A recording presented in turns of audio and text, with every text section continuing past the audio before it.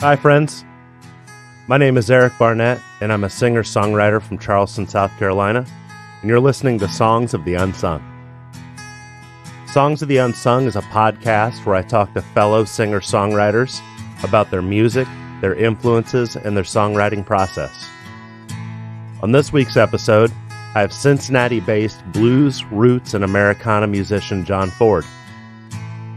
I've been lucky enough to share the stage with John a couple times in Newport, Kentucky, but back in early February, he was passing through Charleston on his way down to play some gigs in Florida, was kind enough to stop by and have a conversation with me. We had a great time talking about music, blues history, old guitars, and how to make it as a working musician. Enjoy my discussion with John Ford.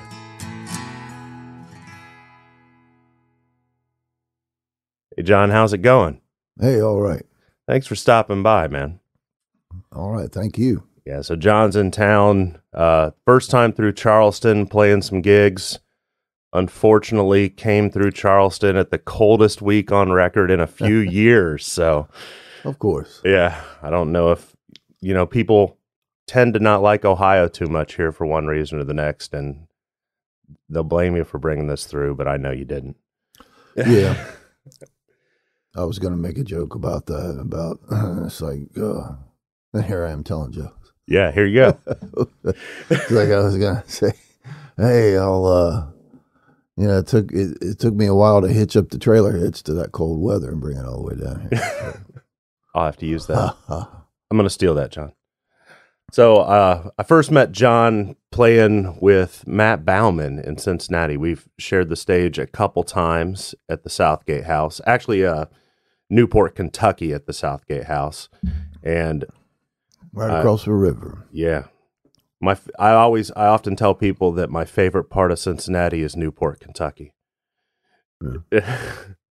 But fantastic blues roots musician, original, and really takes you through the history of blues and roots and folk, and really, you really have a way of wrapping it all up in a really nice bow for people and presenting it in an incredibly authentic way that I'm a big fan of.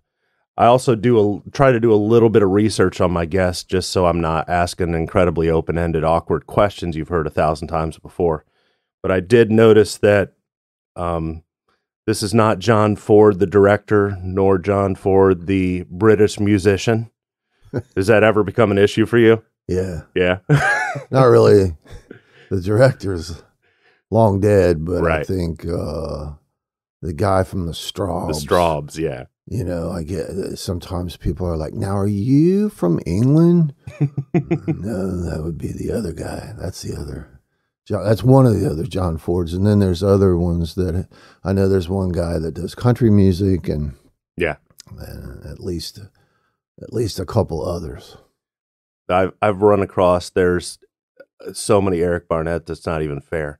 There's a reggae musician from the 60s. Really? The guy who wrote the theme song from Kickboxer 2 and a guitarist that's about 10 times better than me in California. So but it's the Kickboxer 2 thing I get the most inquiries about. Yeah. Emails. Love that song, man. Yeah, yeah. They're like, were you the guy that wrote My Brother's Eyes from Kickboxer 2? No, if only I could be that guy. There are a lot of good resources online to read about John and see what he's up to. A lot of really good press you've gotten through the years about shows you're doing. I've noticed that their blues and roots and folk is one thing where there's a pretty strong communities about, and they're tied to history, and they're really interested in folks that come through. And is that something that you've noticed? Yeah, I mean, recently, a guy named Scott Morris down in Florida, who is, I'm not sure, he's connected with the Florida Blues Society, or the West Coast Florida Blues Society or something. Yeah. He knew I was coming down this time, and, gave me a lot of good press and put some posts on Facebook and stuff like that. Excellent. Excellent. Always good to have a community you're going into. I'd hoped I was gonna be a little bit more ingrained in the Charleston blues community and have some more folks coming out and see it. I just don't know the blues folks too well here. Yeah. Well, we met some. Yeah. Everybody that came out and saw you loved you. Let's talk about your early musical influences. So you're from New Richmond, Ohio, about 20 miles from Cincy. Yeah. And you had mentioned to me, I didn't know kind of exactly what age you are, and I'm not going to tell everybody here, but you had mentioned to me that you'd seen Ed Sullivan and watch the Beatles on Ed Sullivan. So that pinpoints it fairly accurately. Yeah. Yeah. I'll say I was 4 years old. Okay. And I remember seeing the Beatles, and both times I'm pretty sure, because one time I saw them, I guess it was the February show, and then I just thought they were on Ed Sullivan all the time. Yeah, thought it was yeah, because it seemed like every time I watched that show, those Beatles were on. So the cultural impact of something is not necessarily something you feel while it's happening a lot of the time either, especially not at that age.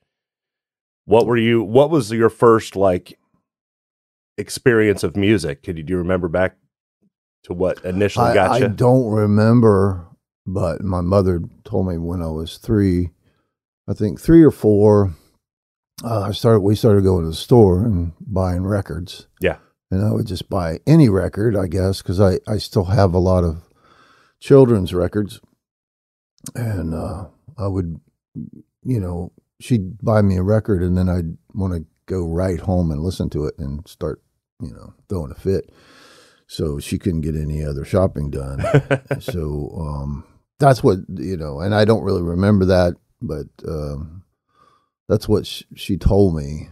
And then, 5 or 6, some older kids in the neighborhood would play Beatle records, or they had the 45s or something. And I wound up with a few of those some kids gave me. And awesome. So, yeah, it was mostly Beatles. And then I had a cousin down in Kentucky that played guitar, and he's about 15 years older than me. Uh-huh. I think. He won't tell me how old he is either.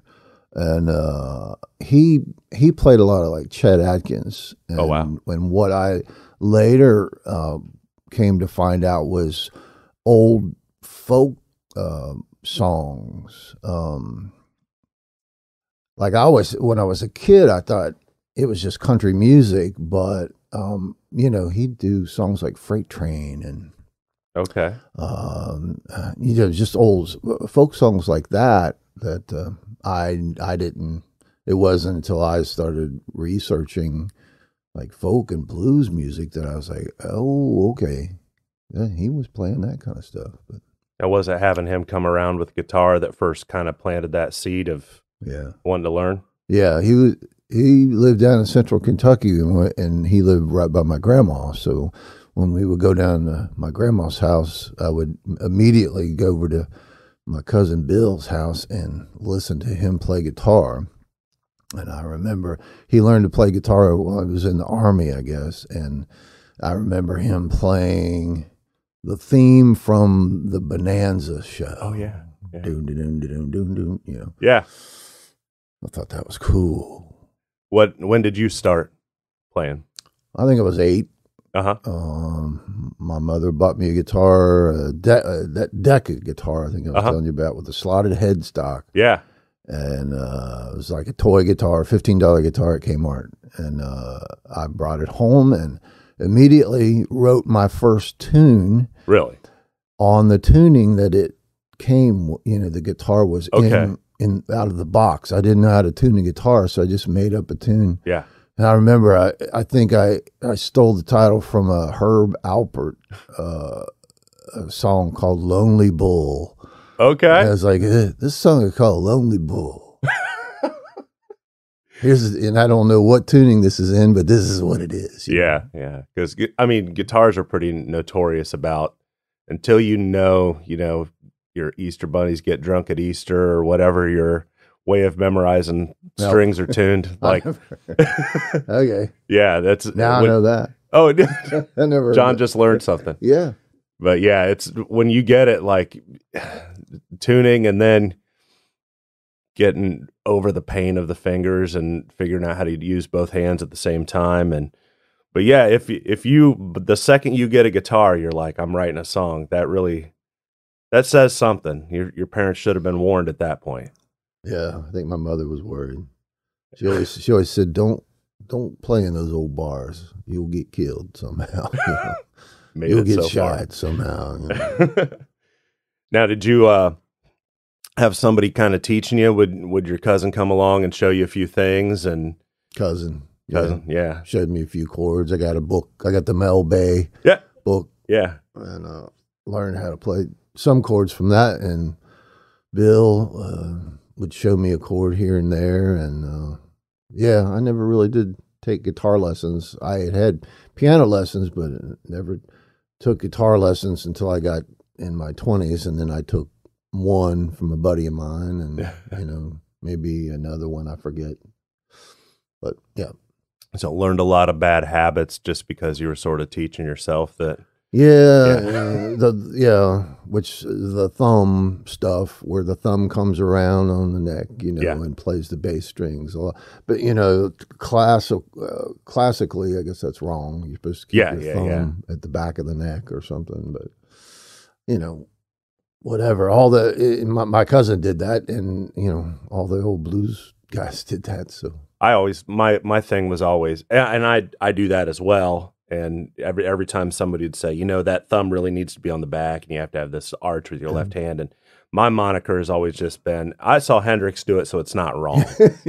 Yeah, but that's right. So you grew up in sort of the heyday of when rock guitar was becoming really a thing. And was it blues from the get-go, or was it rock and then? No, it was pop music. Yeah. Like, I guess everybody. It was the songs of the 60s and 70s. And I remember a couple brothers that lived up the road would come and get me. I think it was 14.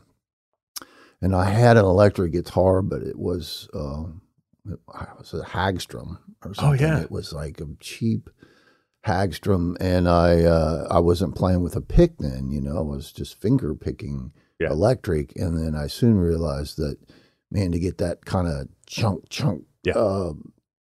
and do bar chords and stuff, I needed to use a pick.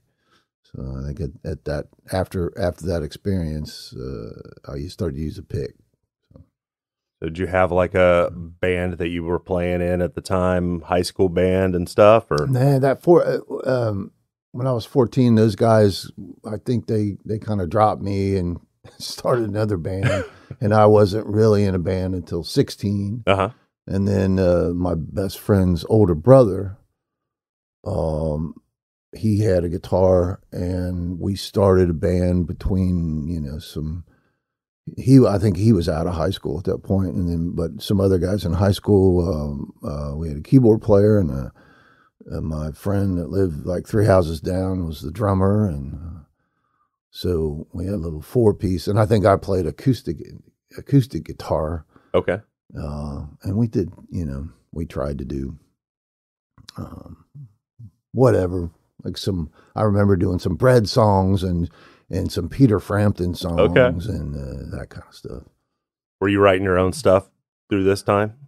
At 16, my best friend Ed, his older brother Sean, who I was talking about it, he said, I used to go over to his house and practice, and he said, he gave me this speech about, you're never going to make any money playing other people's songs. Right. So I'm like, okay, yeah. So we started writing then.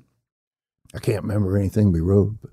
It's wild these days. I get the opposite speech. You're never going to make any money playing your own song. I've heard that too. Isn't it weird how things come full circle? Yeah. When did you actually start gigging? Was it with that 4-piece, or were you doing solo stuff, or? Let's see. I guess with the with the first band, and we called it. That was when, you know, in the mid to late '70s, when all the bands were like Chicago and Kansas, and Yeah. you know, so we named ourselves Alaska. Okay. We were Alaska. All right. And I think we had one gig at, you know, the somebody's sister-in-law's New Year's Eve party. Yeah. And then after that, Sean and I did a couple duo things. And then I wasn't in a real serious band until I was 18. And then we started doing some high school dances and some weddings. We ruined a lot of weddings. Yeah. Like when I wouldn't even call them gigs the first time that me and 4 people that I made noise with would go make our noise in front of other people. But it was always, yeah. You're always like trying to cobble together a PA, or like trying to run into the second channel of an amplifier and end up shocking yourself because you didn't know how any of that worked. And Sean and I played together through the same it was a casino amp. Yeah. And I didn't know it, but we blew that amp up, and we took it to the shop, and the guy's like, yeah, you really shouldn't play 2 guitars through 1 amp. Okay, yeah. And then we had this old Silvertone amp, which I didn't even know it was a Silvertone at the time. It was just this big old block-looking amp with about 3 knobs on it. And this great big old, it was one of those custom cabinets with like 1 or 2 15s in it with the padding on it. You know? But somebody had spray painted it and another color, I forget what it was, and put like some Christmas lights in it somehow to where it was, you know, it was like a disco speaker or something. Oh, yeah. And we used that. That was our PA. Well, that's awesome. Yeah, it's finding the thing that works. When I was in high school, my school, the marching band, had this like PV used to make these big giant kind of keyboard amps that would have the multiple inputs in, and they had this big giant PV amp that I'm saying they let us borrow this. I don't know what the statute of limitations on it. It's been at least 25 years. But whenever we wanted to play anything, all of a sudden that keyboard amp would be missing from the band room for the weekend. And same here. Yeah. Been there, done. Yeah. You were talking about a Fender Bassman. Yeah. The other day with 410s in it. Yeah. And they had one of those. They used it as a bass amp, and it had the casters with the wheels on it too. Yeah. Just like you were saying the other day. And it was the same deal there. You know, it's like anytime we needed any kind of amp, it was at my house. Somehow it showed up at my house, or somebody else got it. It's wild. Those actual Fender Bassmans truly are horrible bass amps. Yeah, I mean, 4 10-inch speakers, and it's kind of low wattage tube, but fantastic guitar amps. Yes. But at the time when you're that age, you don't realize that the things you're holding on to are going to be, when you're 40 and 50, you're like, oh my God, what? Because when I started playing guitar, all I wanted was distortion. Like I thought, I want distortion. And I had an old Harmony amp, and I had an old Silvertone amp. Wow. And there was a time that I had a 65 Fender Reverb, but it didn't have distortion in it. Yeah. So I was like, oh, you know, this little PV amp has a button that says distortion, and I was like, I'm not even interested in overdrive. I want distortion. And But then now you're like, I'd kill for that one knob Silvertone. Yeah, and all the older guys at the music store would say, you need this amp, and I'd be like, well, it doesn't have distortion. You know? I'm gonna pick this amp, this other amp, and like, okay. Yeah. And then I was there at just the right age that all of a sudden people are like, oh, you know, this digital pedal has all these amplifiers in it. And you're like, oh, that's so cool. And then it's so efficient. If I could have saved all the money from the hot garbage I tried to buy and just held on to all the stuff, and that's part of it. That's part of getting wisdom. When did the blues come into play? I'd always done blues tunes, I guess, but I didn't. Hang on, voice is going. You're good. But I guess we would do like one blues tune. I'm trying to think of what that would have been. Maybe Jimi Hendrix's Red House or something, Yeah, that's cool. We can do that one, but that's it, And, when you're young, I don't know. I always thought, blues is all right. I could always kind of sing it, but it's only 3 chords, and it's like, man, that would get boring if you did like 2 blues songs. And so you're thinking those terms, and you want to do something more complicated to show that you have all this, musical knowledge, and then I didn't get in really. The blues bug didn't hit me till really late. I would say about 15 years ago, almost more like 20 now. But when Ray Charles died, they made that movie with Jamie Foxx called Ray. And I wound up getting the soundtrack to the movie or something. I think that's what it was. And just really listening to Ray Charles' voice. And I fell in love with Ray Charles' voice. Man, I was like, man, that guy can sing. Yeah. And from there, basically, I got into the black voice, and from there it went to Sonny Terry, Brownie McGee, and I started noticing all the inflections of these old blues folk singers, and then from there it went to Robert Johnson, Muddy Waters, Howlin' Wolf, and then I got into the real classic blues guys, and then I started learning about the history of it and everything, and then I just got into it so much. But it started with Ray Charles. Maybe I'll back up a little bit. I was the band I was in. We started doing some Allman Brothers. Okay. So I was doing a few Allman Brothers tunes, but it really didn't click in until I really paid attention to Ray Charles. I feel like a lot of people's conception, blues is a very loaded term, and it tends to point people in a specific direction. Like even your website is johnfordblues.com. And, when I was telling folks you were coming to town, I was like, okay, blues, but not your Chicago electric 145 blues. That's, and, not to knock on that. It's his own thing. I like it. Yeah. When I was young, I was right at that age when Nirvana did their MTV Unplugged, and they finished with a Lead Belly tune, "Where'd You Sleep Last Night?" And I was really into that, and it got me interested. Maybe I ought to look this Lead Belly guy up. If Kurt Cobain likes him, let's see what he's about. Yeah. And I was like, wow, this isn't B.B. King. This isn't, my baby left me, and then I remember we went to I was in the high school jazz band, and we went to DC for a trip, and part of that visit is we went to the Smithsonian, and that was like right in the mid-90s when they did that big it was some sort of blues exhibition, and I bought this compilation that had Lead Belly on it, and then that's when it had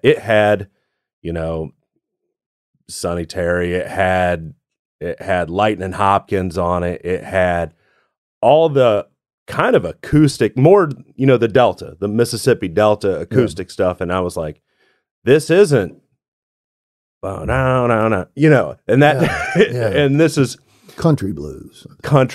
Absolutely. And I hate to use that term a lot of times, because I used to think country blues was like country music, but a little on the sadder. bluesy side. Yeah. Yeah. And it's like, no, it's just rural, Delta blues, folky blues.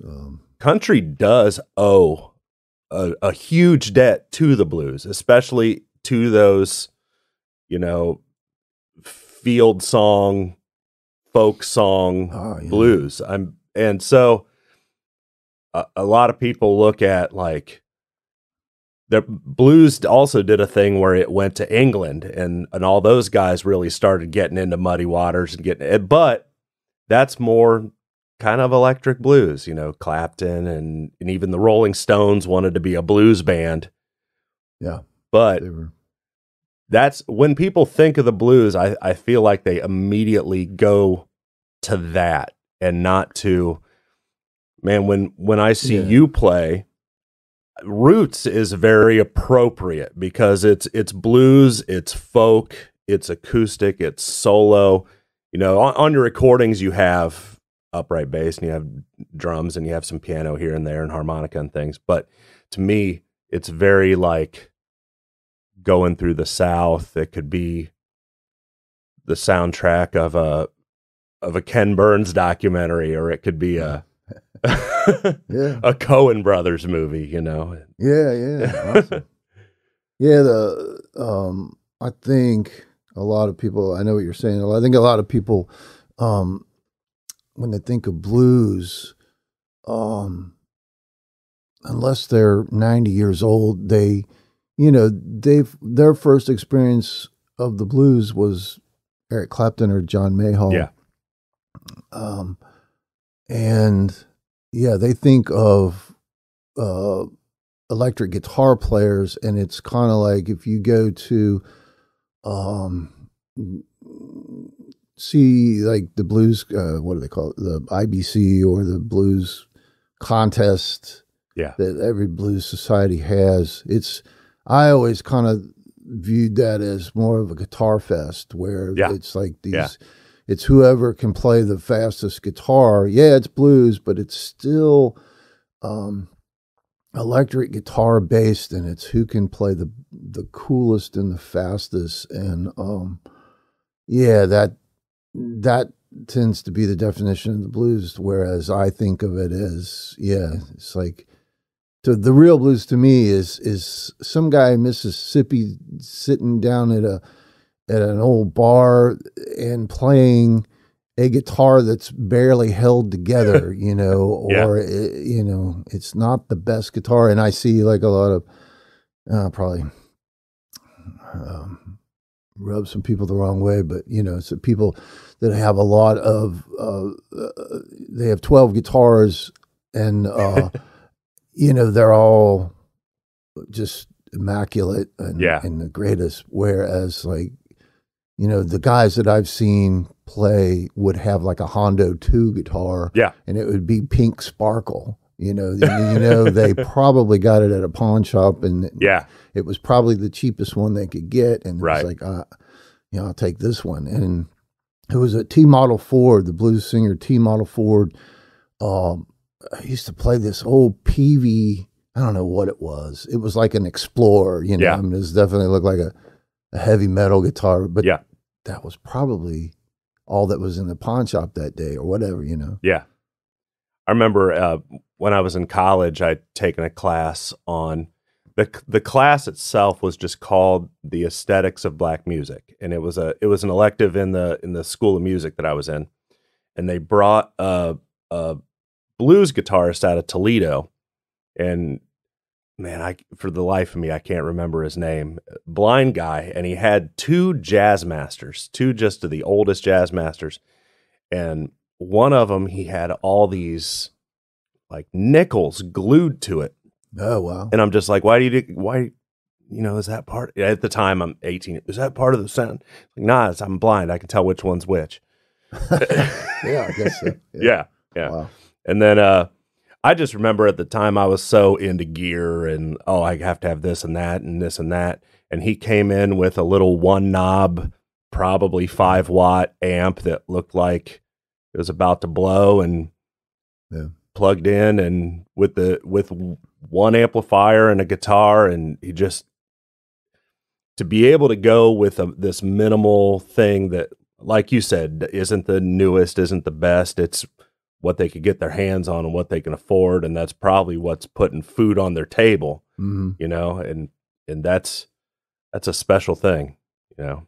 Yeah, I've had a guy, the guy who does a lot of my guitar work, said he was down in Memphis, and he said the best guitar sound that he heard was some guy in the street playing through a like an old PA head, into this like custom PA column or something, just something thrown together. And he said that was the best guitar sound he'd heard the whole time he was in Memphis. And it's like, he's like, it comes from the hands, Oh, yeah. And yeah, so much of that is just him playing through that rig all the time. Yeah. And just working and getting his sound right. And we've been like geeking out about guitarists. When you get them together, they're always going to talk about guitars, and performers are always going to talk about their PA and how they tweak it and whatnot. So we've been talking about that. And the point is, you have to just have experience with whatever rig you decide on and figure out how to milk the most that you can milk out of it and sound like you on it. Yeah. So that being said, John, he drives in with a car that is just loaded to the gills. 2 speakers, 4 guitars. But when he sets it up, you can hear why it's all there. I mean, I'm always buying a new thing and in search of, I'll sound good once I get this, without actually going, I need to just decide upon a thing and then figure out how to sound good on it. But yeah, man. And then kind of had a little fun because he's also being his own tech. John was in here working on tearing a harmonica apart and ripping a guitar apart and putting a toothpick in it. And yeah, you gotta have toothpicks in the guitars. Yeah, that's like I told Eric, I said, you ain't a true blues man until you start putting toothpicks in the guitars to hold them together. I don't think you're truly a gigging musician unless you know how to work on your own equipment. It's like owning a motorcycle. You can't own a motorcycle without becoming a motorcycle mechanic. Yeah. So, albums, man, you've got, as far as I can tell, 1 full length, 3 EPs. First one, is there more that I just don't know? No, I think you're right. Yeah, you know more than I do. I forgot about the first one. The Injection of the Blues? Yeah, I forgot about that one. So I think I printed about 50 copies of that one, and then sold all those and never did reprint it, but I think it's online. Yeah, yeah. And then the live album, the latest one, I've sold out of it, and I'm just gonna make another one. I don't think I'm gonna reprint that one, but yeah, the full length one, it's called the John Ford Blues Society. Yeah. I still got copies of that, and I still have copies of the 5-song EP, Songs from Room 414. That's a pretty neat one because you actually recorded that where Robert Johnson recorded. There's not a whole lot of Robert Johnson out there, like 27 or 29, I forget. Yeah. And then 16 of them were recorded in the room you recorded. Yeah. Now, is that still like a working hotel? As far as I know, it's been 10 years, almost 10 years since we went down. In October of 2012, my wife and I drove down there, and I have a buddy that lives in San Antonio. His name's Jason Armstrong, and he's a drummer, and we used to play in a band together. And he knew somebody that worked at the hotel or something, and kind of put me in contact with them, and I was able to, get a couple rooms in that hotel. Actually rented room 414 and room 413 because room 413 has a bed in it and 414 does not. It's like a sitting room. Okay. And we went down and I took an old reel-to-reel tape recorder. And that's not how Robert Johnson recorded, but it was, it was the closest thing I could get, I guess. Yeah. It was a tube. I still have it. I don't know if it works, but it's a tube reel-to-reel quarter-inch reel-to-reel, and took a mixing board and a couple mics, and went down there and sat in the corner where Robert Johnson sat. You kind of find this stuff online about where he sat, you know, and what room it was and all that, and tried to get as close as I could to where he would have been and how they would have recorded. They recorded him, and he faced the corner of the room, and there's different theories on why he did that. Some say he was kind of hiding from the other musicians in the room and didn't want them to see what he was playing and how he was playing. And then other people say he was doing a thing called corner loading, which gave the guitar a little bit more bass end, I think, pointing it into the corner. And recorded a bunch of songs down there, and kind of whittled them down to 5 songs. And I remember when we got there, because I mean, it's a big old grand hotel. Yeah, and it reminded me of the hotel in The Shining. Okay, yeah. So when we walked down the hall, I'm like, "Ooh, man, this kind of looks a little scary." And there was a lady that was helping us with our bags. You know, I think she was pulling the cart with all our luggage on it and guitars and all. And I said, yeah, I wanted to get here earlier in the day. I said, it's already like 5 o'clock or 4 or 5 o'clock. And I said, I'm not going to get anything done today. And she's like, oh, you got plenty of time. She said, the spirits don't come out till midnight. This is great. Oh, that's cool. Was that one of those places where I was kind of talking about how I'd gone through Muscle Shoals, Alabama, and been in the studio that all these like classic songs are recorded in. And I am definitely not a superstitious guy at all, but just being in there and looking over and seeing the equipment and just being in the space, I did feel something, man. I felt there's a mojo, or I don't know what you want to call it, but did you feel that? After she said the spirits don't come out till midnight, and I was facing the corner, every sound that my wife made in the other room, I'd jump and turn around and figured it was Robert Johnson coming to say, what are you doing here? Yeah. What gives you the right? Yeah. Yeah. Well, that's awesome, man. That's very cool. You happy with the way it turned out and everything? Oh, certain aspects, you always, yeah. Are you able to go back and listen to things you've done before and actually be objective about it, or is it like I try? I'm terrible about it. I'll go back and I can't listen to it. I'll be like, oh God, yeah, burn it all. Yeah, yeah. But I'm kind of like that too, and I think everybody is, because you watch.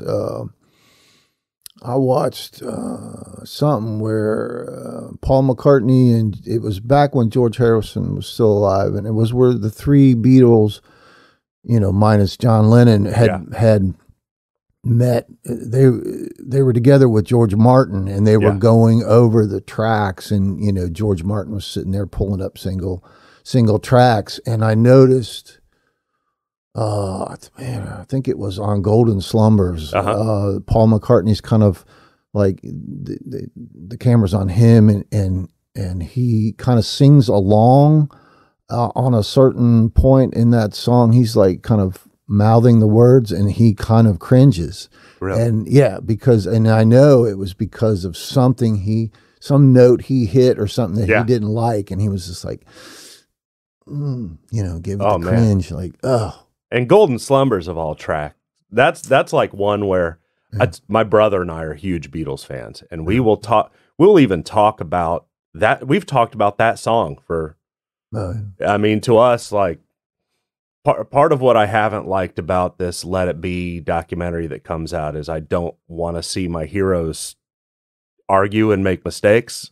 So we actually haven't watched the whole thing just because it's like, let me have them on their pedestal. But yeah, it's, If Paul McCartney can't even go back and look at what he's done, we should feel, I mean, maybe not feel better about what we've done. We're not Paul McCartney. But I mean, I think he does Like in the whatever that is that I just watched, McCartney, The 3-2-1, the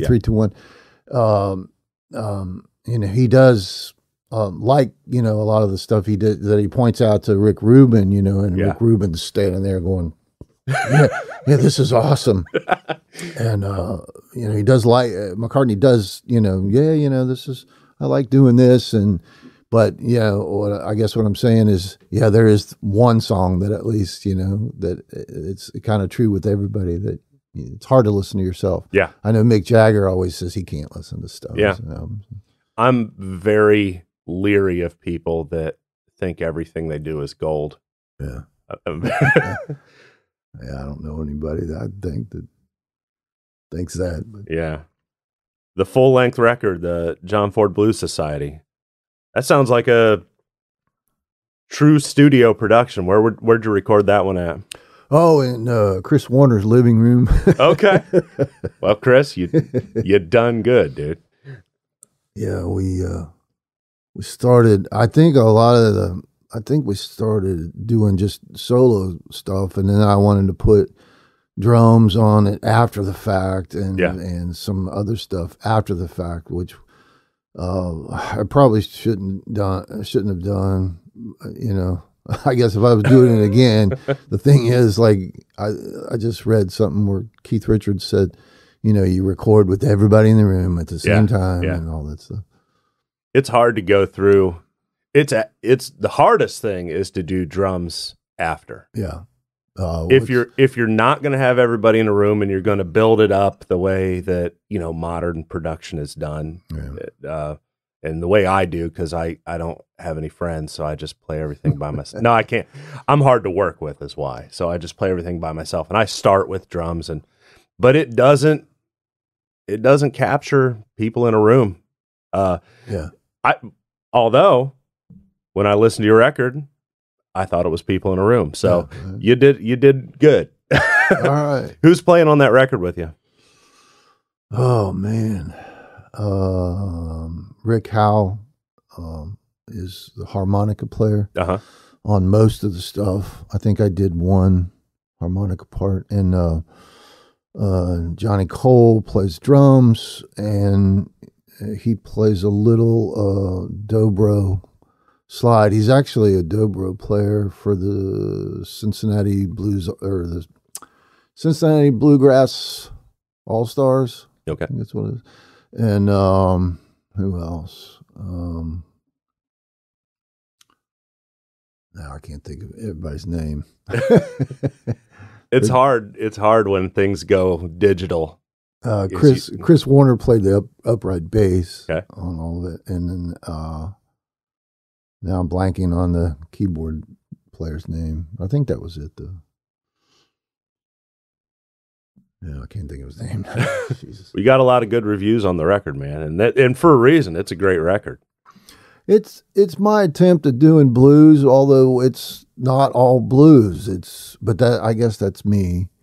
Some of it's really folky. Yeah. Like the track Brer Rabbit Blues is almost bluegrass. Yeah. The last track, I Don't Want to Fade Away, is like not, it's I would say singer-songwriter kind of stuff. And so it's kind of all over the place. And like the last year or two, I've tried to record and get together another album that's more streamlined and more just my kind of blues. Yeah. But we got into a situation. I was recording with my friend Billy Alitzhauser, and or he was recording me, and we just did me solo again. And there were some tracks that I was thinking, no, this needs to be a band. And so I recorded a few things with him, and we never did do an album, but hopefully down the road here, and if I can get some guys together and do more of a thing on about 3 tracks, then we'll have something. But awesome. The last thing, and this isn't anywhere digital, and you said it kind of sold out of the Live at Moorhead State. Yeah. And you said you were thinking about doing another live album that'll sort of replace it? Is what you're thinking about, or become the new one that goes around? Yeah, we could. That one was just a recording that was made by the university because they record everything that's done in that particular recital hall, and so, yeah, I just took it and put I think it was 6 songs. I can't even remember. 6 songs, that I thought were pretty good. That kind of showcases my buddy Glenn Ginn, who is the professor of jazz studies. I think that used to be his title, and it still is, but I think he's doing some other stuff there too. Him on guitar and Ryan McGillicuddy on bass, and these guys are just fabulous musicians. And the one guy that I was really digging on the live recordings was a guy named Jesse Wells, who plays fiddle and some mandolin. And it's hard to get him anymore because he's playing with Tyler Childers now. So, wow. Okay. Yeah. Excellent. So right now you're on tour, as it were. Like, you're pretty much headed to Florida, stop off in Charleston. Yeah, I came down was supposed to do a gig in Black Mountain, North Carolina, and it got canceled because of snow, and played a couple dates in Raleigh, and then came here and played 3 gigs, I think. 4. Yeah, 4. Yeah. And then I had a gig tomorrow in Wilmington, North Carolina, but it got canceled because of, I think the owner got COVID, and so a couple cancellations, and then so today I'm heading to Florida. I'm doing a week's worth of gigs down there and staying with my buddy Joe Smothers down there. And I'll be back in Cincinnati, I think, on the 10th of February. Well, that's a whirlwind, man.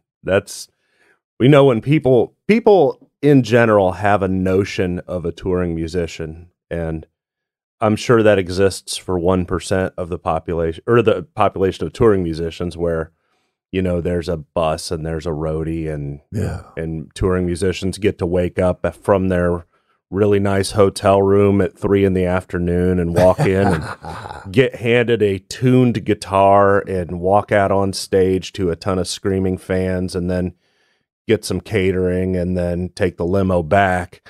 But I know some people experience that, and good on them.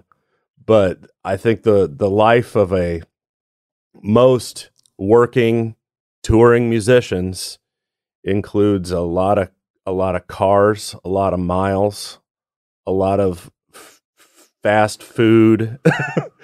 Hopefully not that much. Hopefully, yeah. I can't take that anymore. Right. But yeah, I know some people that, are with bands and are, have to get on the tour bus. I don't have to do that, and I feel lucky because, I don't know, it's kind of a double-edged sword. If you have an agent or if you have a record company booking you, you're probably playing better places. You're probably playing, making more money. I don't know, maybe not. But my point is, if you have somebody else booking you, and they're making money from it, they're going to book you where they make the most money, or where the most money is generated. And it can be good for you monetarily, but a lot of times it's like driving 8-10 hours a day to the bigger city, to the bigger gig, to the bigger venue. And so I try to limit my driving to like 4 or 5, maybe 6 hours in a day, where if I'm driving and have to play that night, I don't like to drive any more than 4, maybe 5 hours. And at least stay in a place for a little bit too, like kind of do it somewhat regionally, where it's not like it's that 4 to 6 every day. Yeah. Yeah. But I think that's the difference. And I book myself. So I try to book, to where the driving is minimal and I know, where I can stay with friends or, something like that. And, you don't get burnt out because everybody talks about, getting burnt out on the road. And, I don't know. I think I do it in a way that makes me happy. Not to say that, it'd be nice to have somebody doing your booking, an agent or somebody, manager or somebody doing your booking for you, because it does take up at least 50% of my time. You know? It takes up a lot of time, but still, if you could find somebody that really had your best interest at heart, and not going, I'm going to make a lot of money off this guy. Let's book him in Atlanta, then Chicago the next day. And then, Well, it also, one thing that just knowing you, and even just if I just saw you play as a musician and I came and saw you play, like, the word that pops to mind first is authenticity. And I know that you're probably too humble to say like, oh yeah, that's the point of it. But you don't want to risk trading your authenticity for anything. It seems like to me that's been a important thing, is staying true to the music that you enjoy doing. And that's true. I think I've always kind of done that, to where I tend to do, back when I was 18 and you had to learn certain songs to play, you had to learn the popular songs, and there were songs that just worked better. And so all the bands played them. And I'm sure that's the way it is today. Everybody knows those songs 100% that work. Yeah. But now, I'd say for the last 10, 15 years, I pretty much do what I fall in love with. I can't do a song just because it's popular. Right. I do, because every one of the songs I do now, at one point, I fell in love with the song and I just went, I have to do this song. This is such a great song. I have to do this. And, well, what you're able to do is something that, I aspire to one day, where you're always going to have people coming up requesting whatever their song is. And you've figured out how to, I've heard you play some Stones and I've heard you play some Allman Brothers but you never play it like trying to say, I'm going to try to sound like the Stones, or I'm going to try to sound like it has to fit. Make it your own. Yeah, it has to fit in what you're doing. And you found a way to make a 1930s blues standard, an original, even singer-songwriter roots folk, an Allman Brothers tune, and you found a way to make these all your own and make it work together. And that's no small feat. And when somebody can come and request something, and you can say, listen, this is sort of what I do, but if you can be a little open-minded with me, I'll try to hit something in the middle ground that you'll like, Yeah. Yeah, and it works, man. Kudos. Well, thank you. But, you're right. You try to say, well, I don't know that song, but here's kind of something in that, down that road, or, something. The best I can offer people is when people ask me, I know what I look like. So I get a lot of Zac Brown requests. I own a mirror, and I honestly, I don't know any Zac Brown, but I do know Zac Brown plays Into the Mystic by Van Morrison, because I accidentally saw the Zac Brown band once. And I'll be like, listen, I know Zac Brown plays this, and you figure out a way to throw somebody a bone without really feeling guilty that you're selling your soul. Yeah. like if I get a request for, like last night, I got a request for Merle Haggard. Well, I do, excuse me, I do a Townes Van Zandt song, Poncho and Lefty. Yeah. And, you know, I can really dig Townes Van Zandt. For sure. But, you know, it's like I know Willie Nelson and Merle Haggard had a hit with that song. So, you know, I can do that. And the person that requests it can go, yeah, that's Merle Haggard. I love that, you know. And it's country, you know, but really it's Townes Van Zandt. Whatever you want to call him. I don't know. I guess he's somewhat country. I don't know. Yeah. Yeah. It's figuring out how to like be in the same lane is what they're looking for. Yeah. I know that just like most working musicians I've talked to, the pandemic really threw the brakes on everything. I did notice you were doing a live stream. You were doing the Blues Kitchen. Yeah. That was pretty cool. I think everybody had to learn a few new tricks. Yeah, you know? Yeah. I like doing that. I just didn't really have the equipment. My phone's like this old... It's Abraham Lincoln's phone, and just some technical problems with the Wi-Fi in our house, and you know always being, you know, its best and all that stuff. I found that to be a challenge. I like doing the shows, but I just did them for I don't know a while, and I figured they're still on YouTube, and people can watch them. And I actually watched a few live when you were doing them. I remember, and then just this week I kind of went back and saw a couple, like one I think your wife was like in there like running the blender. Yeah.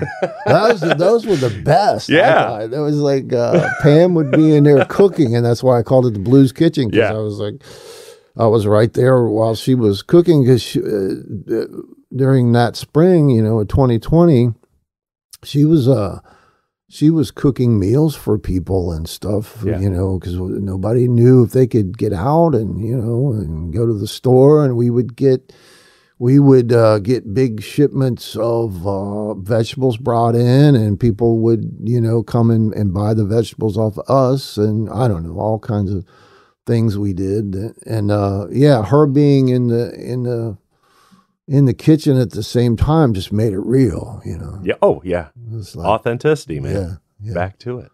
It's like, here we are, and she's running the blender, and I can't hear, but we're going to just plow on ahead with this anyway, you know. When it comes to your songwriting, you know, most people ask, like, what comes first, the words or the music? What I've found personally is, well, I'll ask you, do you have a template, or do you have to just kind of stand out there with a bug net and catch it as it goes by? I like to get an idea for the song first, but that rarely happens. Yeah. I have tons. I think a lot of people used to do it this way. I have tons of cassette tapes of me in my teens and 20s of just, you know, playing chords and humming a melody. So it's more natural for the melody to come first for me, but then it's always harder to get a song lyric. So I like when I have an idea for the lyric first, and then I can kind of write the chords and the melody around that. Now, do you regularly set a time that you sit down and you say, I'm going to write songs right now? No. Yeah. Don't you wish you had the time like that? Yeah. I wish. A lot of times, if I have an idea, I'll work on it on the road. I'll just take my phone out and and just try to think of lines. What was one my song "Daddy's Old Blues," which isn't on an album. I shouldn't use that as an example, but well, I just I basically wrote it on the road. A line would come, and then I'd just say that into my phone or sing it into my phone, and then turn it off, and then think about it again, and drive a few more miles, and then the next line would come. So that works. And then sometimes it's like I got this idea, and the last song I think I wrote was, man, I just wanted to write a song I wanted to write a song like Bob Dylan would, and just have like 10 verses. Yeah. And I don't think it worked. I don't know if it worked out or not, but because certain songs kind of lend themselves to that, and certain songs don't. But that song, I did kind of sit down and go, okay, I'm going to take 3 hours and go in my office upstairs and try to write. So that one was kind of deliberately done. I think Bob Dylan, isn't he kind of notorious for, he will continue to tinker? Doesn't he like continue to swap out words and verses? And he does. I know he does. I saw him, I think, was it January of 2020, or I don't know. It was just, a couple years ago. Yeah. I saw him up in Columbus, Ohio, and he did a version of Blowing in the Wind that you didn't even know it was Blowing in the Wind until he said Blowing in the Wind. Sure. It was a totally different melody, totally different chords. I might have seen him on that same tour. Did he had the band with him, and did he touch a guitar? No. Right. Played on keyboards piano. Played piano the whole time. And Mavis Staples opened up for him. Oh, I don't know if he had an opener when I saw him. But she opened up, man. That was awesome. Her band was awesome. Oh, I can imagine. Yeah. Oh, yeah. Yeah, Bob Dylan's one of those where I only saw him recently, and I've only seen him once. Same here. And it was, for us, it was one of those where every single song, it wasn't immediately apparent what song it was. Right. Maybe if you were a real aficionado and you'd listen to bootlegs and you kind of knew what direction they were going. But and one thing I learned from that is there were actually people there who were disappointed that he wasn't picking up a guitar and doing a Bob Dylan impersonation. Yeah. But one thing I took away from it is, man, he's been playing these songs for 60 years. Yeah. He can do whatever the hell he wants. He's Bob Dylan. Yeah. Like, and if he finds new things in an old song, it's his prerogative. Yeah, it's kind of like it's kind of like Neil Young, who just constantly changes like that, and who actually got sued by David Geffen for not writing Neil Young songs. Yeah, so then he leaned into it even more. Yeah, yeah.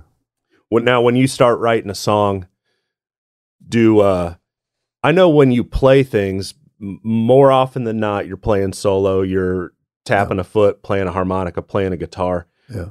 Now, when you start writing things, do you hear arrangements? Do you hear other instruments and say, this is kind of where I want to go with it? Or do you find yourself in a situation where somebody comes along and then they do something and you go, that. I find I write, and sometimes I hear things that oh man, electric piano would sound great on this or something like that. But a lot of times, I don't have a band per se. And when I do get other musicians to play with me, it's a treat. But it's always, I kind of do a solo thing most of the time because economically it's better. It's like, see, if I got to pay 3 other musicians, that means I ain't getting paid squat. So and that's the beauty of recording an album in a hotel room, ostensibly by yourself. It's one good thing and bad thing about music lately is the price of recording gear and what you can do on your own without a studio and without a record label and without all this stuff in between. It's sort of democratized music. Yeah. That can be bad too. I have mixed feelings about that. I think back in the day, the record companies kind of acted as quality control. Yes. A lot of times. And, but then, they kept people out of the club too. They were like gatekeepers. It's like, you're way too different. You can't be on our label. So yeah, that was bad. But then again, now there's just such a vast sea of recordings and places you can listen to music. It just all gets, there's, it's like cable TV and 100 channels and nothing's on kind of thing. Yeah.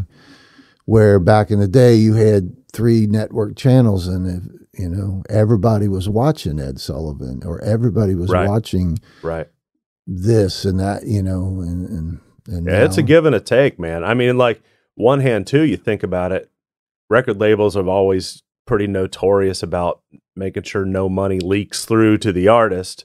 Yeah. But at the same time, like, they were actually selling physical copies of a thing. Nowadays, like streaming and all that stuff, okay, I guess more of it gets to the artist, but there's less of it to get there. All right. It's all watered down. Yeah. I hope that something will come along and, somehow be the next big thing to where that can change somehow. Probably not in my lifetime, but I don't. But yeah, I mean, you think about the history of popular music and how records, and that really, came about in the 20th century. Yeah. And and how the record companies developed and were able to sell records, and musicians actually made some money for a few decades, but doesn't last forever. Right. Are there any songs that you consider to be just the pinnacle of songwriting or the pinnacle of recorded music? Is there, and it doesn't have to be, oh, this is my one. Are there songs that when you think about it, you're just like, oh yeah, that's a well-written song? I don't know about any one, but I can name a couple artists that it just, like Bob Dylan, I think, is an example of, if you've got a good tune, you don't necessarily have to play guitar or play anything that great, or you don't have to sing it that great. Yeah. And a lot of people I guess you can argue that Dylan's got that attitude more than a voice, than a pretty voice. He's just got that attitude. And lately I've been getting into Randy Newman. I think we were saying what was it? I think It's Gonna Rain Today. Yeah. And some of Randy Newman's songs are just awesome. Yeah. I'd be like, Chris Farley. Yeah, it was awesome. You remember? But that song and Guilty, and a song that I've been actually wanting to learn called Birmingham. Yeah. Sometimes Randy Newman gets a little, they almost turn into show tunes sometimes. And in certain respects. But anyway, and one thing I wanted to point out, in Randy Newman's songs, he sings them like Randy Newman. Yeah. He does not, and everybody that I've heard do the song Guilty, that's kind of a song that I've heard, that a lot of people do. They oversing it. If you listen to the way he does it, he barely sings that song. Yeah. Because he's he's saying, I'm guilty to, somebody. And he's, you're not going to go, I'm guilty. Right, yeah. You're going to be like feeling pretty blue and it's humbled down. And it's confessional. And he's just, I'm guilty. Yeah. And, doesn't hold that note out and just speaks it almost. It's kind of like John Prine too. Yeah. So these are the guys that I kind of, would say their writing and their style is cool with me, and I really like them. I mean, am I going back to the authenticity word again? Yeah. Yeah. I really enjoy too when you perform.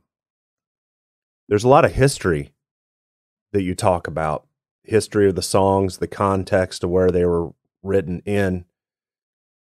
And it's very interesting. I mean, have you always been really interested about the context of a song and not just the song itself? Maybe. I was never that big of like a history buff, but once you'd start talking about music, then I really get into it. I remember I used to read books about the Beatles, so I was really into their history and what made them different. And so when I got into the blues, I read a bunch of biographies, and some of those stories, a lot of those stories kind of stuck in my head. And I love giving the background of this. I'm trying to think of a line. There's a line in a song that I wrote called Running from the Delta. It's a story about Son House's relationship with Willie Brown. And I just blanked out. I got there's a line in it that says, it talks about Son House being at Parchment Farm. Yeah. As he was in prison twice, or he was thrown in went to Parchment Farm for killing a man in self-defense. Yeah. He says. And that's why he kind of left the Delta. But, he talks about Captain Jack at Parchment Farm, and who was the boss man or whatever, the guy that was in charge of the prisoners when they were working out in the fields. And I think the line that I used was, he'll write his name up and down your back, meaning he had the whip, and he would crack the whip and beat your back till he wrote his name. Yeah. And just, that kind of thing, and what these guys went through. Yeah. I always say that blues music is like a lot of traditional blues music is slow. I think Delta blues music in particular, because man, if you work 12 hours in a field all day, worn out, and you come home and you're going to write a song, or you're going to play for some people, you're not going to be like a bluegrass band. Right. Yeah. You're going to be like, you're just not going to have the energy for it. Yeah, you're going to be taking it easy. For sure. Yeah. Also, I mean, some of the places you've played and the people that you've run into, you can't play where you've played without picking up history and all of that stuff. It's awesome, man. It's awesome that you going through the Mississippi, playing place like Shack Up Inn, Hambone Art Gallery, Levon's, Iron Horse Grill. I mean, a lot of these places it's just in it. It's in those places. Yeah. And a lot of those places in Clarksdale are owned by people from elsewhere. Yeah. But if you hang around Clarksdale enough, you run into people. And I ran into this, friends with this guy named Robert Birdsong, who's a local historian.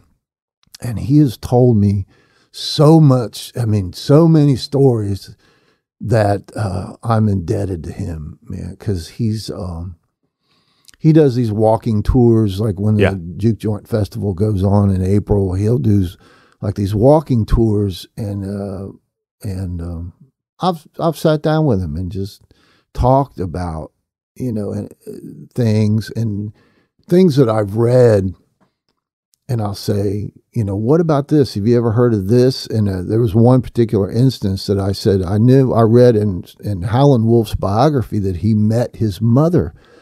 here. He had been kicked out of his home when he was 14 by his mother, and went to live with an uncle or something at first, and then man, he had a terrible childhood, and he, long after he had been to Chicago and he was successful, he went back to Clarksdale,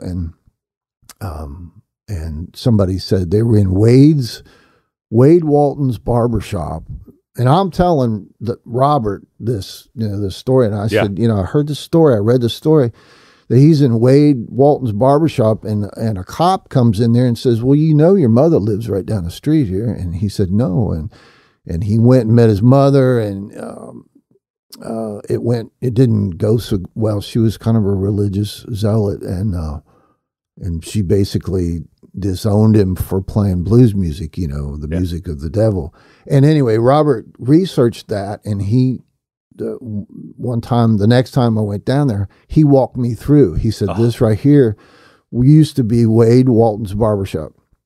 And he said he would have walked down this alley and into this other alley, and he said, this comes out on Issaquena Street. And he said, from what I know, the apartment buildings that his mother lived in used to be right here, and there was a vacant lot there now. But, he's like back in the, it probably would have been the 50s. Said, she used to live right here, and this is what happened. And to tell you, to kind of finish the story, they met, they hugged, they hadn't seen each other in years, and he took Howlin' Wolf took a $500 bill and slipped it into her pocket. Wow. And then about, a few minutes later, she reached in her pocket and found that, and knew that he had put it in there, put that $500 bill in her pocket, and she took it out and threw it on the ground and spat on it. And she said, I will not have the devil's money, and turned around and walked away. And he never saw his mother again. Wow. And Hubert Sumlin says that Howlin' Wolf cried all the way to Memphis. Oh, man. That's going to be my next song, Cried All the Way to Memphis. That is great, right man. There. Yeah. I am such a sucker for stories. Oh yeah, especially this. And you say you can go down there and there are people that'll tell you stories and show you places, and I am such a sucker for that, man. Or even when you were talking about watching Paul McCartney or reading about the Beatles or reading these biographies. Yeah. I love music so much, man, that there's nothing like hearing these stories, especially when it's a guy who, knew the guy or bumped into a guy or the son of a guy. And that's so cool, man. That's so cool. Before I let you get out of here, tell me some of these names that are signed on your guitar. A lot of them people don't really know. I think the most famous one is Taj Mahal. Yeah. Had Taj Mahal sign it a couple years ago. And that was at when we were all at John Hurt's granddaughter's place. That's where Mississippi John Hurt's house is now. Taj Mahal came there in October of 2019 and did a concert. Him and Jesse Colin Young and I forget who else, Guy Davis and some other people put on a show there, and it was, in front of, there were maybe 200 people there. Wow. So it was just great to see Taj Mahal in that setting. And then I met Ramblin' Jack Elliott at one of the Whispering Beard festivals. I think it was in 2012 when he signed, but you can't hardly see that signature. Like a couple signatures have just disappeared. They fade away, or I've rubbed them off by playing. Probably the most, well, let's see, who else? Ruthie Foster signed it. I opened for her in 2014, 2017. A couple called the Blues, I forget their official name, Blues Duo. It's Ben and Valerie Turner. They're from New York. They signed it because they were at the Mississippi John Hurt's place when Taj Mahal played there. And I think they performed that night. And Chris Smither, who is a great influence of mine. I mean, that's where I kind of get the foot stomping rhythmic thing from him. Yeah. I've seen him numerous times. Mary Hurt, John Hurt's granddaughter, I had her sign it. Jim Queskin, who was a folk guy, with the Jim Queskin jug band, which Maria Moldauer was in, and Jeff Moldauer, he signed it. But I was going to say the first person to sign it, and I wish this signature was still visible, and it's kind of long gone, was John Hammond. Oh. John Hammond Jr., which I know he doesn't like to be called Junior because it's John Paul Hammond, the son of the famous producer John Hammond, who discovered Bob Dylan and everybody from Billie Holiday to Stevie Ray Vaughan to Bob Dylan. It's his son. But I saw him perform up in it was at Preble County, Eaton, Ohio, and got to talk to him and got him to sign. And when he signed my guitar, he's like, "Why do you want my signature?" I said, "Oh man!" I said, why wouldn't I want your signature? Yeah, you are the guy. I mean, this guy was at Bob Dylan's first recording session. He played with the band. Yeah, before they played with Bob Dylan. When they were like the Hawks. Yeah. Yeah. Awesome. I bought an album and he signed it. He's like, that's Charlie Musselwhite's first studio session right there. Yeah. Yeah. And just an incredible voice, incredible sense of the blues. You talk about stories. John Hammond can tell you stories all day long, just of these, meeting Sonny Boy Williamson, opening for Howlin' Wolf. Oh man. Telling Jimi Hendrix that he should probably go to England. It would be a good idea for him to go to England. Yeah. Thanks, John. Yeah. Thanks, John Hammond Jr. for. No, yeah. Yeah. No. For telling Jimmy. That was. Yeah. That worked out, I guess. Yeah. Yeah. Awesome. Man, you got a song you can share for us today, John? Sure. We'll do. The first song's called "Going to Louisiana," and at least the second part of the song is about a story that I read about Sonny Boy Williamson, Rice Miller. His name was, he was born actually Alec Ford, and then his mother married a man named Miller, and his nickname became Rice Miller. And then when he went to Chicago, he changed his name to Sonny Boy Williamson, like the first harmonica player, Sonny Boy Williamson, number one. Rice Miller went to New York and just said, "Well, I'm Sonny Boy Williamson now," so he became Sonny Boy Williamson number two. But he used to play the King Biscuit Flower Hour with Robert Lockwood Jr., whose mother was romantically involved with Robert Johnson. So Robert Lockwood kind of called Robert Johnson his stepdaddy, and learned a lot of stuff. Actually, he knew songs that Robert Johnson never recorded. Wow. But anyway, those two characters, Robert Lockwood Jr. and Sonny Boy Williamson, would play in the Delta, and they both lived in Helena, Arkansas. So they'd have to beat it to the river like late at night. They'd have to be to the river by midnight because the ferry that took them across would close at midnight. And one night they were running late, and Robert Lockwood had kind of a fast car, and they went, ran into the police, and the police knew they were speeding, started chasing them, and they actually beat the police to the river, got on the ferry, went across, and the ferry operator said, "Well, it's midnight. I'm going to close. I'm not going to go back and get the police so they can come here and arrest you." So that's that story. And just a side note, that ferry operator, I mentioned his name in the song. Yeah. Because his name was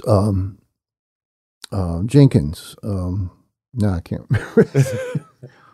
Not Walter Jenkins, but Harold Jenkins. Harold Jenkins, yeah. And Harold Jenkins Sr., he had a son named Harold Jenkins Jr. And if you know your country music, Harold Jenkins Jr. Became the country singer Conway Twitty. Okay. Kind of an interesting tidbit. So I always wanted to write a song about that, and the whole song's not really about that, but I at least managed to get it into the last couple verses about that story. And so that's Going to Louisiana. Very cool, man. Let's hear it.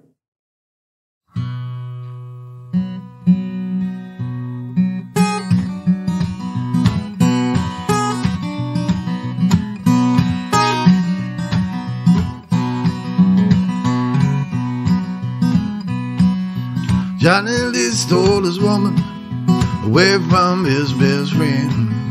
Son of a gun got lucky in there when he stole him back again. Lord, I'm going to Louisiana, going to Louisiana, going to Louisiana, ride that southern train. Gonna get that sugar cane. Had a job with the railroad back before the war. My breakfast in Atlanta, my dinner in Baltimore. Lord, I'm going to Louisiana, going to Louisiana, going to Louisiana, ride that southern dream. Gonna get that sugar cane.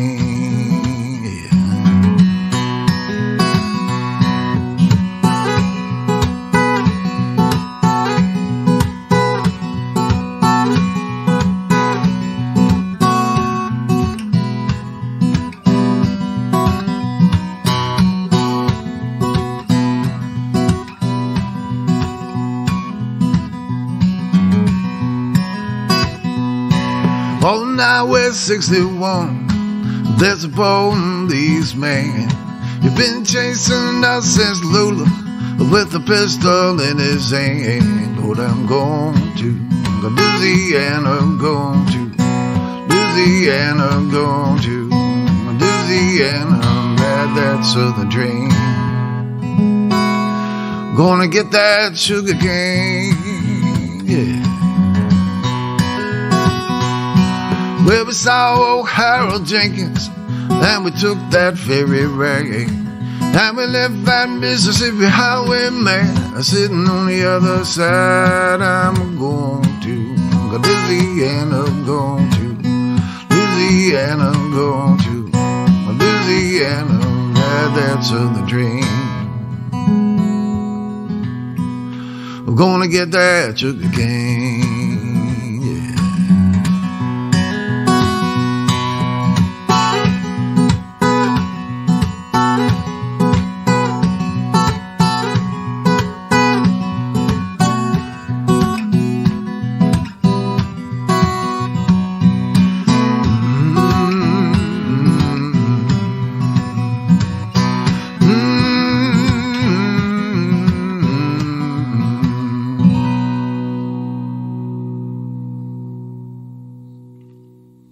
Going to Louisiana.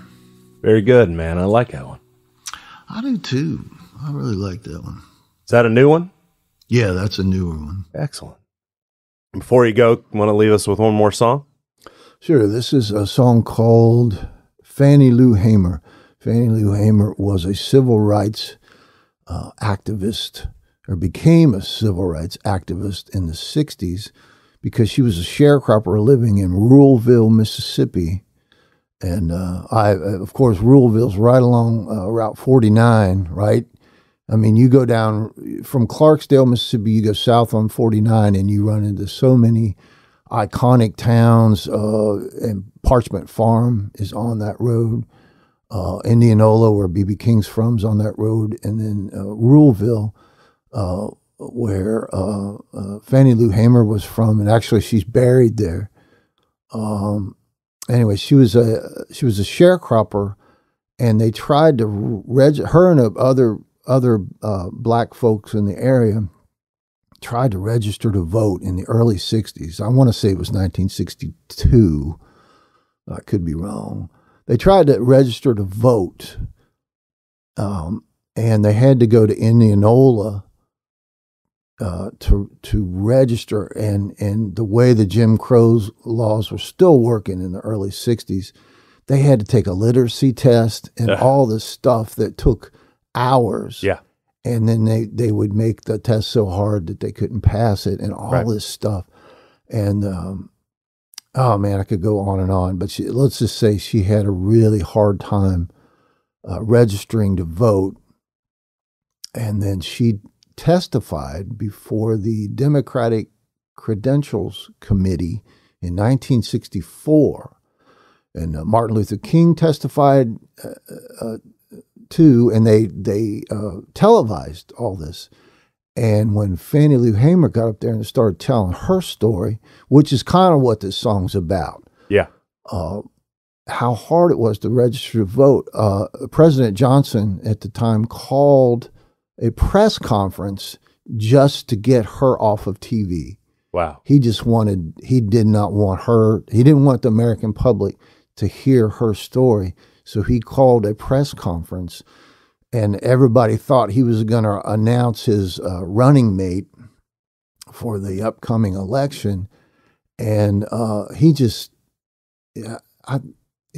think he wound up saying, no, this was the anniversary of something or another. And, so everybody knew it was just a BS. Oh, just a diversion. Yeah, just a diversion to get her off the TV. Anyway, song called Fannie Lou Hamer, and I guess I'll say that. I'll tell you this: it says a Mississippi appendectomy, which had happened to her, which was a slang term for a medical procedure. Well, it was sterilization, basically, done to poor folks, and especially poor black people of the time.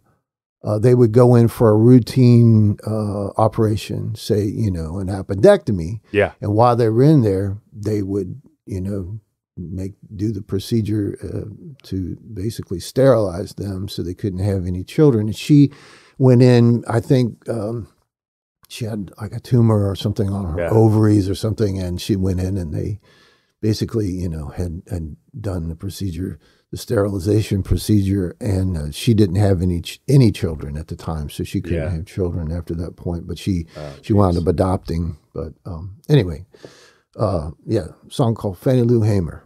All right, thank you, man. Let's hear it.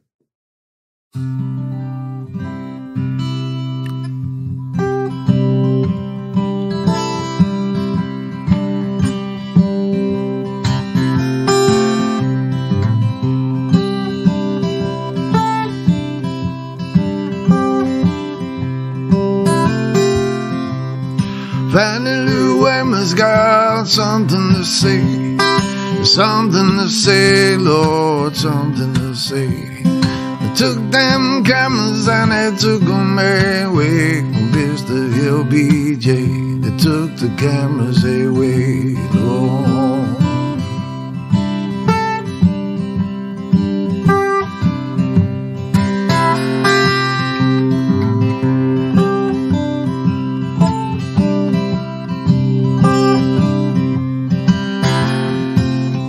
Well, we went to Indianola, our name's the sign right across that land. They told the bus driver got to pay that fine. Mr. Bus Driver, you cross the color line. Oh.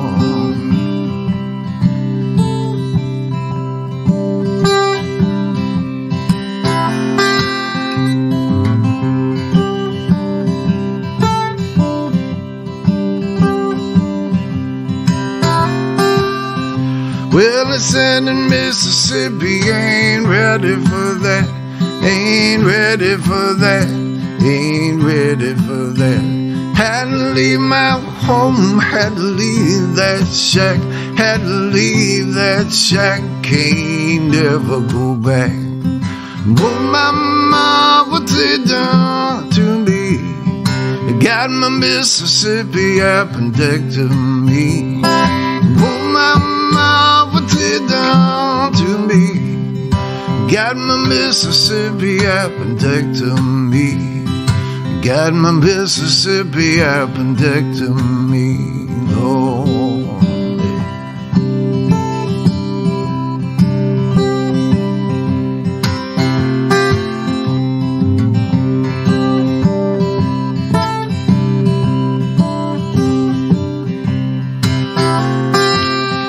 Well, the highway patrol, this is what he said.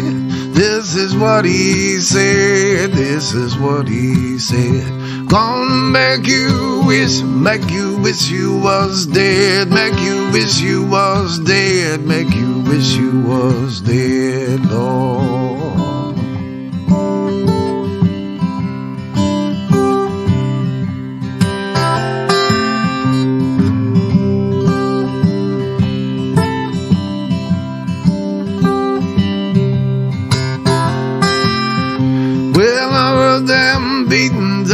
Black girl screams and the black girl screams and the black girl screams. Can you say yes, sir? I don't know what you mean. I don't know what you mean. I don't know what you mean, Lord.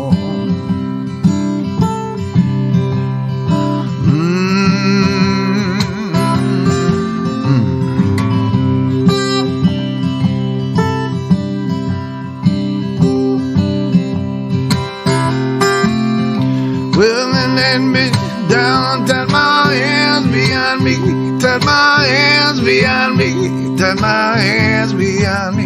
Oh, my brother, ain't you the same as me? Ain't you the same as me? Ain't this the land of the free?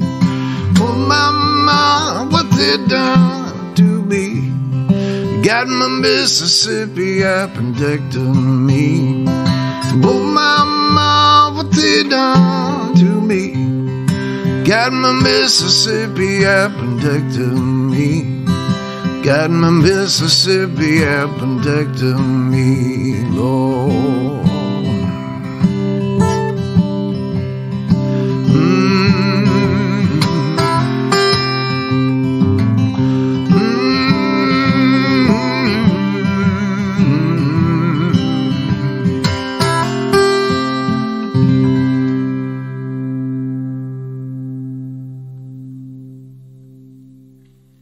Fannie Lou Hamer. Well, yeah, man. Thank you for coming on this. It was wonderful hearing you talk, man. I love your music. Thank you. Thanks for having me. Yeah, thank you so much, John. Well, there you have it. I hope you enjoyed my conversation with John Ford. I really love his music and his style. You got to see him live. The way he delivers those songs, it's incredible. I'd love to see him on a bill with my last guest, Robert Lighthouse, actually. I feel like those two would get along really well. Been really having a great time interviewing singer-songwriters on this podcast. Hopefully you've had a good time listening to it, too. For the time being, I'm not going to be doing any of the showcases. Got a couple things that have been keeping me pretty busy. It's a one-man operation over here at Songs of the Unsung. Keep looking for videos from the last showcase coming out, and hopefully I can get around to doing these podcasts weekly. Until then, you can find me at songsoftheunsung.com. I have a Facebook page, Instagram, YouTube. A couple clicks from you helps us a lot. Thank you so much. We'll see you next time.